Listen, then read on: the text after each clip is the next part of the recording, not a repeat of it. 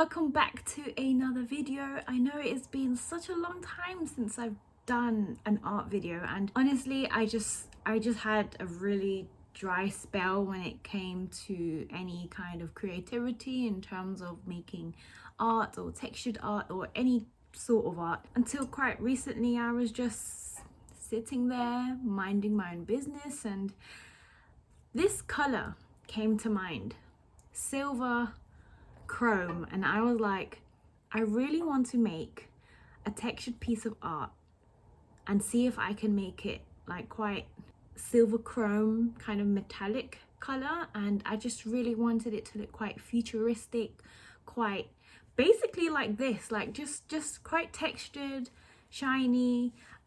So I bought myself this paint. It's metallic paint, bright silver. I would love for it to be shiny, like the kind of chrome where you can look at yourself in a mirror, but I don't think that is quite achievable. So we're going to do a small scale textured piece and try out using metallic paint because I think that will be pretty cool. I haven't really seen anyone do it before, and also I want to play around with textures just a little bit more. So, but yes, this was my inspiration. This thing. Benji, say hi. Say hello. Alright. Okay, so very basic things that you'll need. You'll need your tools, your spades, your spatulas, your what's this called again? I always forget. Texture knife, palette knife. Very important to clean them, otherwise they're just going to end up like this and be absolutely rock solid. You'll need your poly fillers or your joint compounds or whatever material that you can find which is closest to something like this. If you're unsure of what they're called, then please feel free to go and watch my other videos. This is purely just something that you would use to cover up cracks in the walls. It will dry and be very hard, like as you can see here. It's just not moving. And also this is optional, but a little bit of PVA, or I think in US it's Elmer's glue. This just helps make it a bit more manageable, and also it works as a sealant as well. Oh, and also you'll need a canvas. I'm just doing it on a very small one today, so something like this. We've got our invigilator today who will be watching over everything and making sure that we are... Nope, not interested. All right. Okay, so I still have a little bit of polyfiller from last time. So I'm going to add some PVA glue and mix it around really good and see if I can save it. It's really dry right now, but I think it's just the moisture that has reduced because it's been open and I didn't cover it properly. I don't tend to measure anything. I just tend to add things in really small increments. This way you can either measure it out yourself, but I don't have any equipment where I can measure things, like put things in measuring jugs. So the safest way is really just to add things in small amounts and look at the kind of texture that you want, and then just remember it for next time.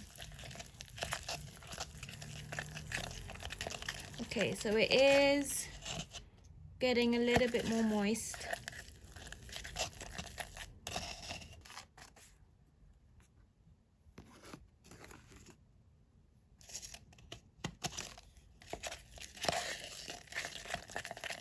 It's a little bit too sloppy, so I'm going to add a bit more polyfiller, because once you apply this onto the canvas, what it will do, it will tend to just kind of spread itself out and melt, so it can't actually hold any texture patterns that you may want. So that's what it looks like when it's fresh out the pot. It is quite thick. Bear in mind it is used for the walls, so you just want to make it a little bit more durable.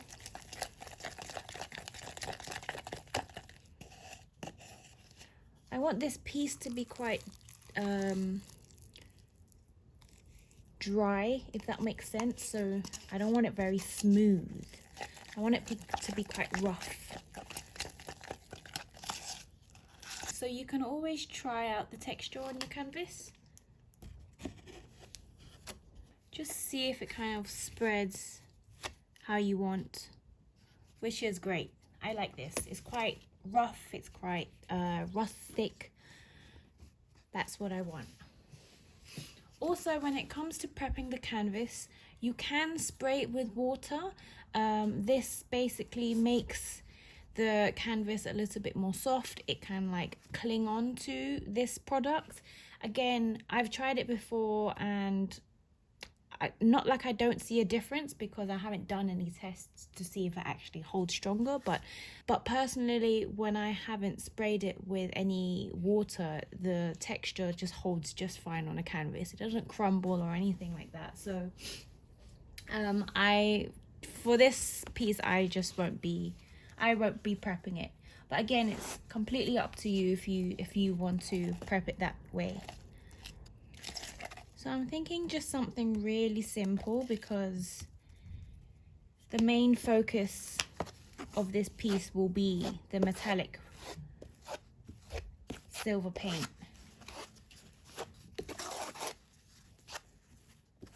So what I like to do is just kind of spread it around. I guess this is a really nice texture. You could say it's more like a sorbet kind of texture.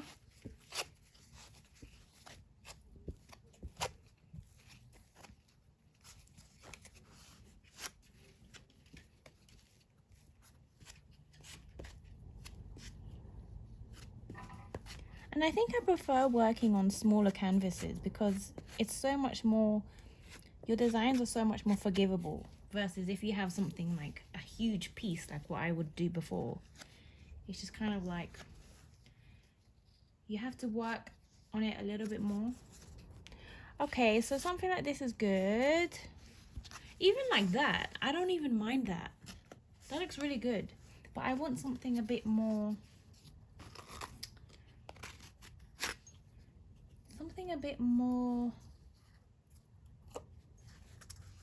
dramatic. Like,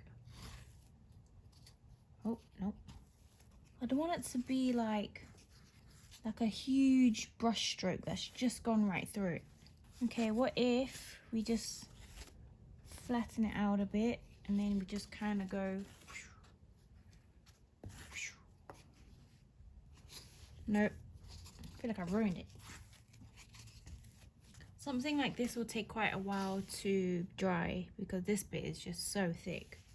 But I think I like the thick parts, because I imagine when I paint it in silver, it's just going to be like, these bits are going to really stick out and be shiny, hopefully. Alright, so I'm experimenting with sandpaper, because I want it to kind of give me that gritty texture. So I just thought maybe if I just go, yeah, that's what I'm looking for. Just something a bit more like, I just want it to look gritty, but this is making it too smooth. All right, well, I think I'm just going to leave it like this and let it dry. Also, for any leftover filler, and I think someone mentioned it in the comments as well, but to reiterate, you just get some cling film and you kind of just like press it down, leave no air,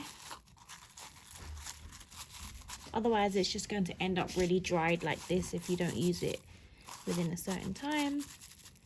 And then you just pop your lid on and save it for next time.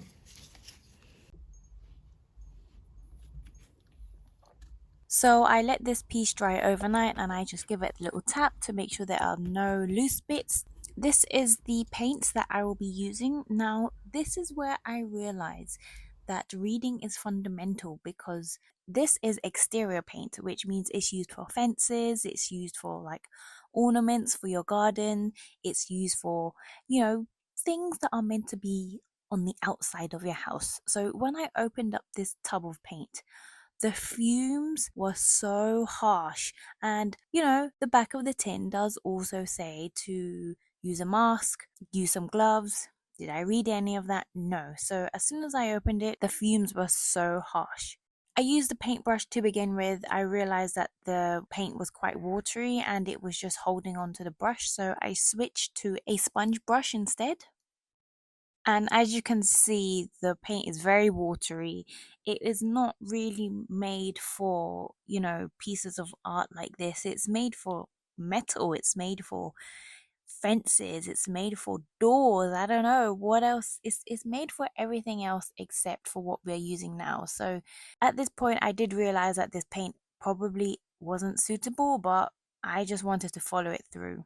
Guys, the smell was so bad. I'm going to just unmute this video and I'm going to let you hear real time reactions from my husband. Hey, why smell like that? Hey, now I feel dizzy all over again. Should you be using like a face mask or something? Probably. Should we get you one? It's okay, I'm almost done. Jeez, Grace. That's really bad. Oh, whoa! That's fumey as fuck, mate.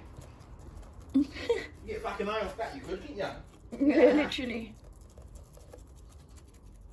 2 sniffs of that and you're fucking. Whoa!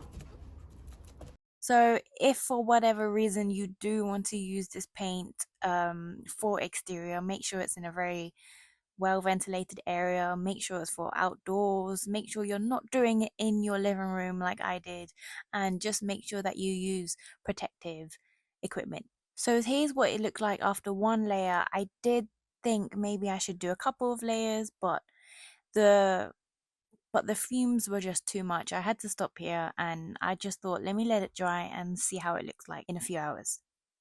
Call me extra, but I actually had to put the painting in the car park because the fumes were so suffocating. I was like, I cannot leave this painting in my flat to dry because it was just so smelly. Honestly, you will need a gas chamber to use this paint. So I've actually put it here. It's here in this bag. It smells so badly. Um, we've put it behind the car. Even now, it really smells. So this is it. It hasn't dried in a really like metallic way. It still stinks so much. Ah! But yeah, this is it, guys. I think what would be best if I just use like an acrylic paint. But I thought I could maybe salvage it, but the smell is just way too much. So I will not be continuing with this paint. Do not use this exterior paint. It's probably better for like outdoor stuff, but not for your art pieces. Okay, in the bag it goes. And this will be going in the bin. So this video was a bit of a fail. I think we can conclude that using outdoor paint for canvas and textured art is not a great idea. If you're thinking of using that particular paint, don't, because your house will reek. I still really want to make a silver chrome piece, so I'm probably going to look for an acrylic silver paint. If you enjoyed this video, please give this video a like, drop me a comment, say hi, and make sure you subscribe so you see part 2 of me actually trying to do a piece with actual silver acrylic paint. Also, I was thinking of maybe supplying some of the tools and equipment that I use, especially the polyfiller. So if you drop me a comment down below and let me know which area in the world you are watching from, and then at least that kind of gives me a good idea as to where people are watching from and where I would potentially be sending these products to, because I know polyfiller in the UK, in other countries, is called something else, and I find it hard to kind of explain what it is because the actual like scientific names for things or what it's known in other like builder terms, I don't know. So let me know where you're watching below and maybe we'll make something happen. See you guys in part 2.